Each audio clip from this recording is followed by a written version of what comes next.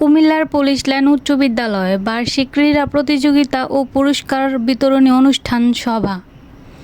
তারিখ ৮-২-২০২৫ ইংরেজি। কুমিল্লার পুলিশ লাইন উচ্চ বিদ্যালয় বার্ষিক ক্রীড়া প্রতিযোগিতা ও পুরস্কার বিতরণী ২০২৫ শনিবার অনুষ্ঠিত হয়।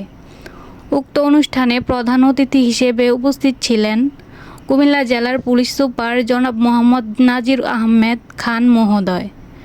এছাড়াও উক্ত অনুষ্ঠানে বিশেষ অতিথি হিসেবে উপস্থিত ছিলেন অতিরিক্ত পুলিশ সুপার প্রশাসন ও অর্থ জনাব আরাফাতুল ইসলাম, অতিরিক্ত পুলিশ সুপার মুরাদনগর সার্কেল জনাব কামরান হোসেন, অতিরিক্ত পুলিশ সুপার সদর সার্কেল জনাব মোহাম্মদ সাইফুল মালিক সহ জেলা পুলিশের অন্যান্য ঊর্ধ্বতন কর্মকর্তাবৃন্দ এবং পুলিশ লাইন উচ্চ বিদ্যালয় স্কুলের শিক্ষক, শিক্ষার্থী ও অভিভাবকবৃন্দ।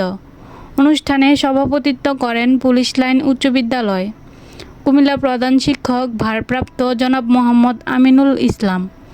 প্রধান অতিথি মহোদয় ক্রীড়া প্রতিযোগিতা শেষে বিভিন্ন ইভেন্টে বিজয়ী শিক্ষার্থীদের হাতে পুরস্কার তুলে দেন।